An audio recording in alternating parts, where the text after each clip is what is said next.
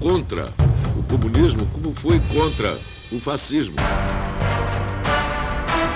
Nós queremos que o Banco do Brasil não fique aberto para as aventuras político-financeiras da quadrilha de Vargas.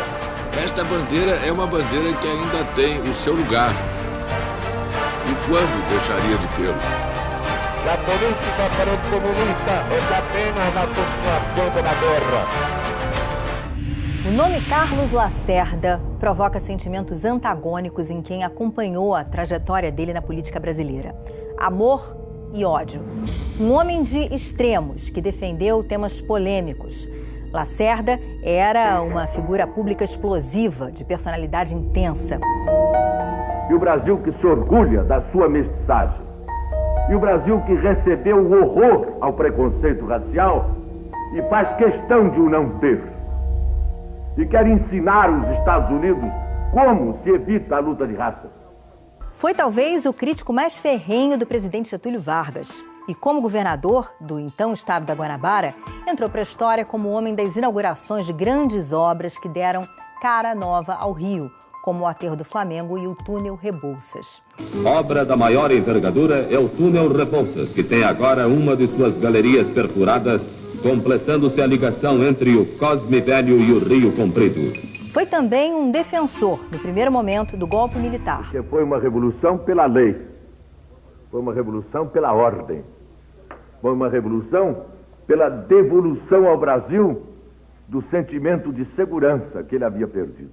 Mas depois recuou ao ser impedido de concorrer à presidência da República em 1965.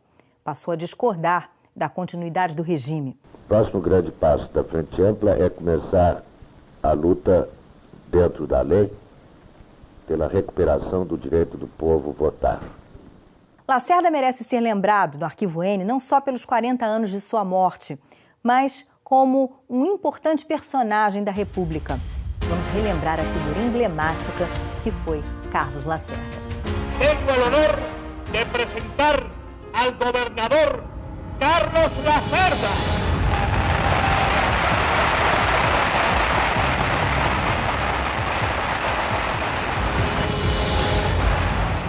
No quería y no quiero que mis palabras surjan de un sentimiento de odio, y sí de un impulso de justicia. Carlos Lacerda foi um tumulto que passou por esse país. Carlos Lacerda é uma marca de coragem, de inteligência e dignidade.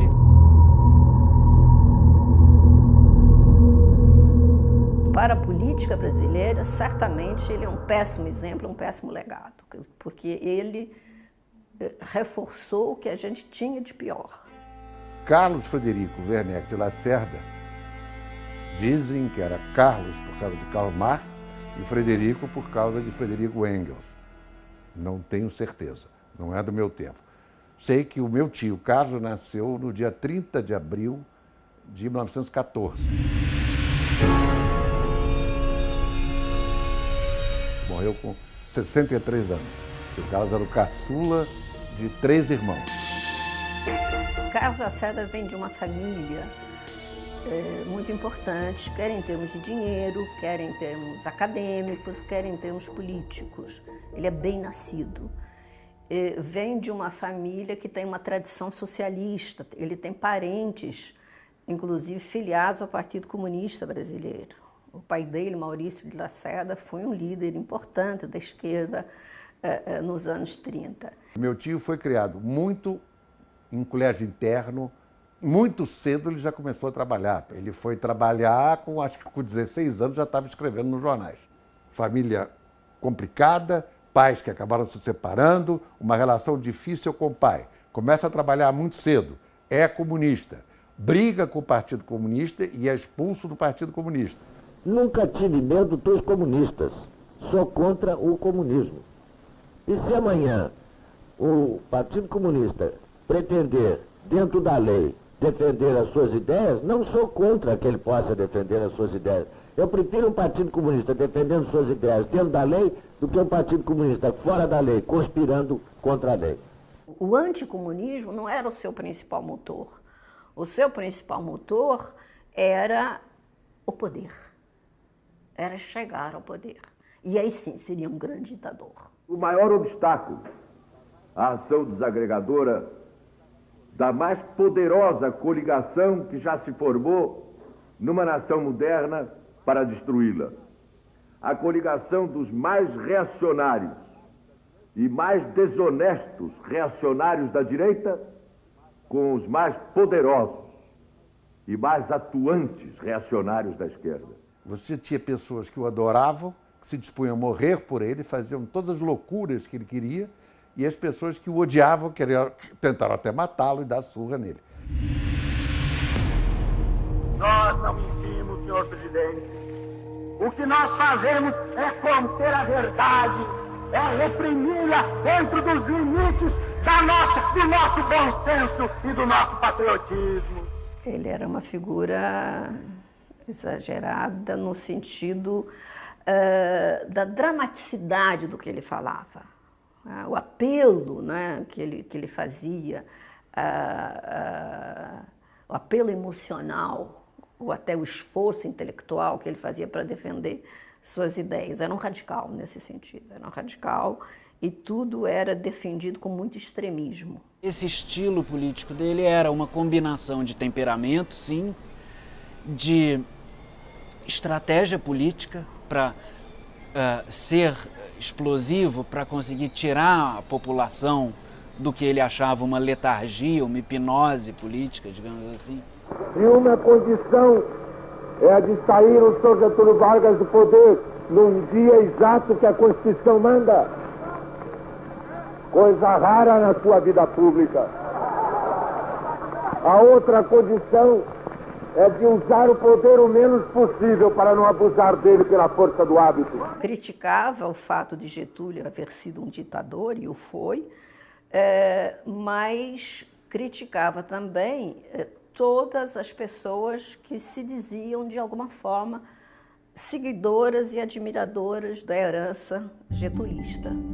Lacerda foi incansável ao atacar Getúlio Vargas. Chegou até a ganhar o apelido de Corvo pelas constantes bicadas que dava em seu opositor. A inimizade entre os dois foi um dos principais marcos da história política do Brasil no século XX. A relação piorou a partir da eleição de Vargas em 1950, quando Lacerda parte para uma dura oposição ao governo. Nós queremos que o Banco do Brasil não fique aberto para as aventuras político-financeiras nem da família, nem da quadrilha de Vargas. Lacerda fundou o jornal Tribuna da Imprensa e fez dele a principal voz de combate a Vargas. Nas páginas, estampava manchetes assim: "Somos um povo honrado, governado por ladrões." Lacerda funda a Tribuna da Imprensa. Ele saiu pegando dinheiro dos amigos, aqui e acolá, emprestado, fez uma sociedade anônima aberta, com centenas ou milhares de acionistas, pegando um dinheirinho aqui, um dinheirinho acolá, e o jornal era um jornal de oposição, sempre oposição. Era um excelente jornalista, escrevia muito bem, só que era um jornalismo muito enviesado ideologicamente. Eu me lembro nitidamente da manchete do dia que o Getúlio tomou posse, isso eu me lembro de ver. Era Rumo ao Desconhecido. –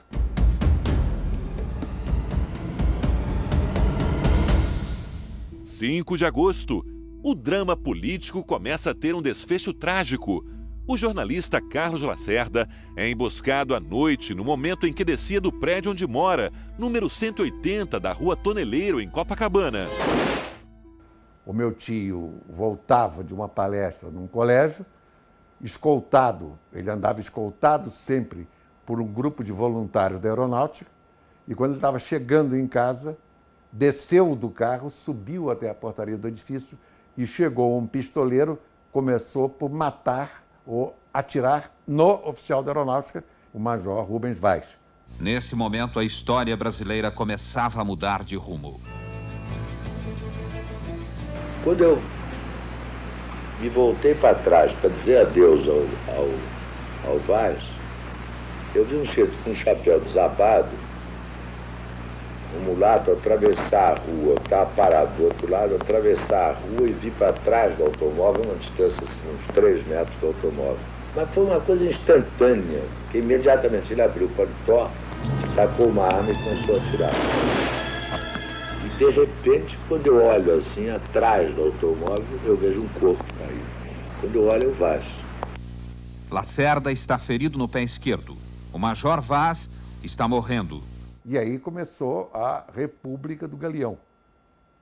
A aeronáutica, a oficialidade ficou indignada, reuniu-se um grupo, e esse grupo começou a fazer as próprias operações, as próprias apurações, independentemente da polícia.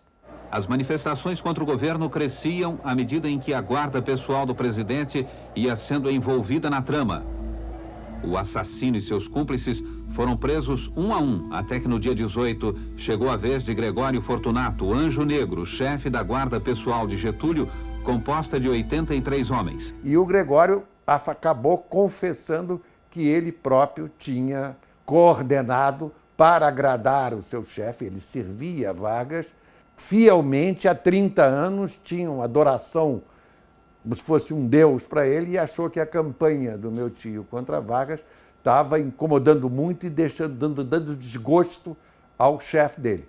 Então, uma notícia dramática emocionou até os corações mais frios.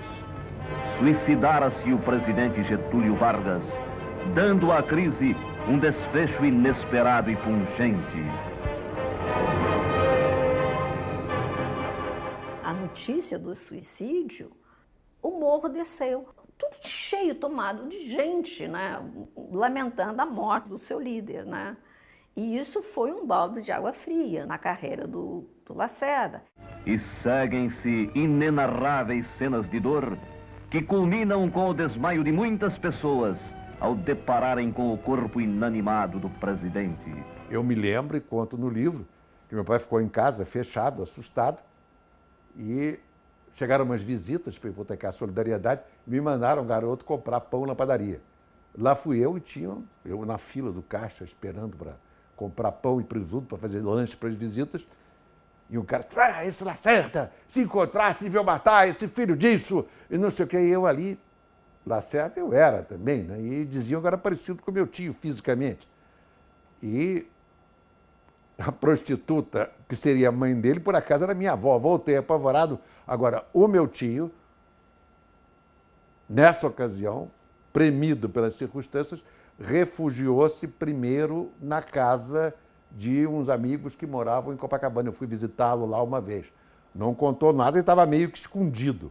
Passou algum tempo, mas logo o Café Filho tomou, a onda passou e ele foi eleito deputado com uma estrondosa votação. Foi o deputado mais votado do Rio de Janeiro. Pouco depois da morte do Vargas, tem eleições e elege Juscelino Kubitschek. A posse de Juscelino e do vice João Goulart foi ameaçada por uma grave crise política. Naquela época não havia segundo turno nas eleições e o vencedor nem precisava conseguir a maioria absoluta dos votos. Foi o que aconteceu. JK e Jango ganharam com 36% dos votos. Militares e políticos da UDN, o partido derrotado, tentaram mudar as regras e impedir a posse. Diziam que só poderia assumir quem tivesse metade dos votos mais um. O ministro da Guerra, general Henrique Lott, botou as tropas na rua. JK foi empossado em janeiro de 1956. Foi a primeira vez que eu discordei do meu tio. Meu tio achava, e ele diz isso, conta no livro Depoimentos muito bem, que ainda era cedo, porque o clima com o ditador que volta, eleito pelo povo sim, mas apoiado pelos mesmos grupos que fizeram a ditadura, com um clima emocionalmente carregado de suicídio, o Juscelino não deveria ser permitido que o Juscelino tomasse posse. A marcação cerrada de Lacerda aos governantes acabou contribuindo para a queda de 3 presidentes: Vargas, Jânio Quadros e João Goulart. Ele foi um demolidor de presidentes e mas pior do que isso, ele foi um aviltador das constituições do Brasil. Ele realmente tripudiou todo o direito constitucional. Basicamente foi isso. Aí, presidente, sou contra. Specifically, Mr. Lacerda, did you support the overthrow of the democratically elected president of Brazil, Mr. Goulart? Well, yes, I did.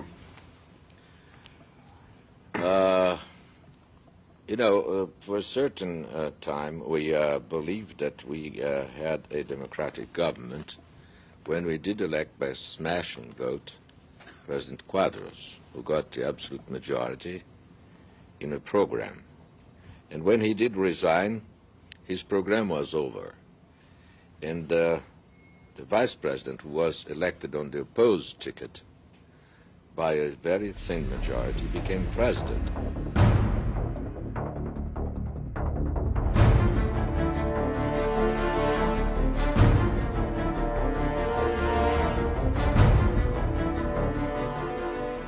Vossa Excelência acha que o Brasil saiu de uma fortaleza vermelha e vai entrar agora no seu sonhado Castelo Branco? A pergunta é muito boa, mas eu preferia traduzi-la em termos concretos. Acredito que tenhamos saído da desordem para a ordem, da tirania para a liberdade, da corrupção para a integridade, da desonestidade para a honradez, da inércia para o trabalho, da indolência para a ação. O apelo aos militares era uma constante. Outros setores também acudiam aos quartéis para resolver disputas políticas. Ele fazia isso com mais eficácia, porque ele tinha uma liderança muito maior, principalmente na aeronáutica, né? E ele vai aos Estados Unidos e à Europa defender o golpe. Dizer como tinha sido bom para o Brasil, enfim, garoto propaganda do golpe. For instance, when some people judge the role of the army in these countries, they say, the army. Which one? What part of it? Which group in it? They say, the church. And then I read it. They say, the church is now have a tendency towards the left or the right. And I am always very much afraid of these expressions, left and right. Assim que a Revolução é vitoriosa, ela começa a degringolar para uma ditadura militar. E aí, então, ele rompe com a direita. O próximo grande passo da Frente Ampla é começar a luta dentro da lei pela recuperação do direito do povo votar. Eu sou contra o comunismo, como fui contra o fascismo.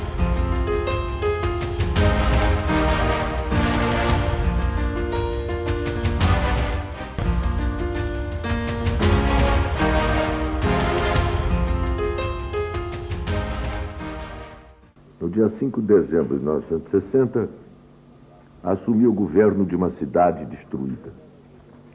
Uma guerra não teria feito mais do que fizeram 30 anos de abandono ao Rio de Janeiro.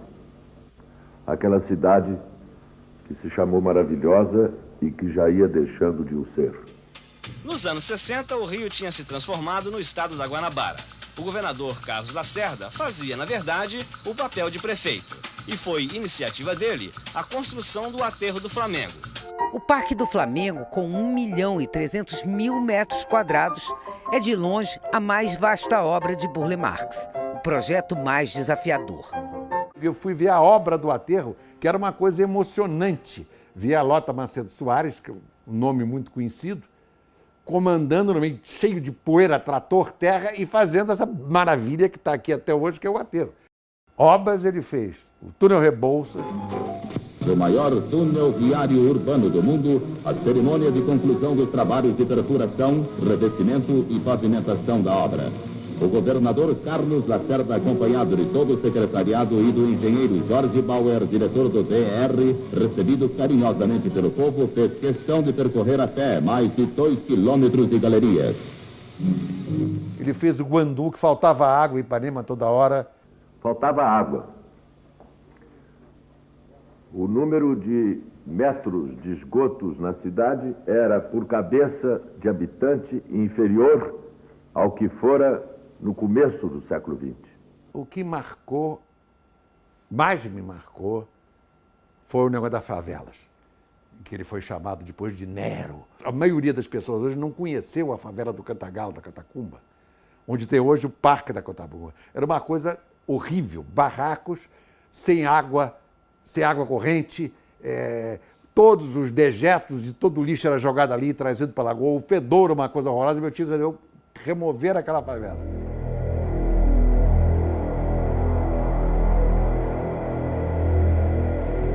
Foi uma política urbanística desastrosa, porque se entendeu que para a cidade ficar mais bonita, a gente tinha que ter os pobres da cidade, que a pobreza não combinava com o Rio de Janeiro. E se construiu, então, a Cidade de Deus e a Vila Kennedy para levar os pobres para lá, fazer uma asepsia urbana. A cidade teria água, teria luz e não teria pobres. As remoções estavam entre as principais manchetes dos jornais. 14 das 3.080 famílias que moram na favela do Esqueleto se prepararam para serem removidas, vendendo porcos e cabritos que o Serviço de Saúde Pública não permite que sejam criados onde irão morar. Foi durante o seu governo que foi construída a Cidade de Deus, que sozinha recebeu moradores de 63 favelas extintas. Quando a gente chegamos aqui, era tudo, não tinha asfalto, não era nada asfaltado. Se limpava a casa de dia, de tarde estava suja de novo, porque devido à poeira. Agora, vida nova sem favela.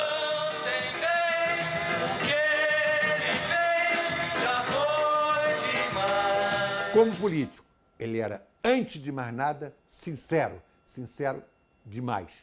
Porque, sem dúvida, quem enriquece com dinheiro público não tem vocação para herói. Ele foi um político que reforçou a tendência do seu tempo de governar para o andar de cima, né? De governar para uma classe média que já estava na Zona Sul, embelezar a cidade. Mas o acesso a essa cidade era um acesso muito restrito. O que ficou como legado foi um governo extraordinário e a época em que a política era feita por homens apaixonados, o que não é hoje.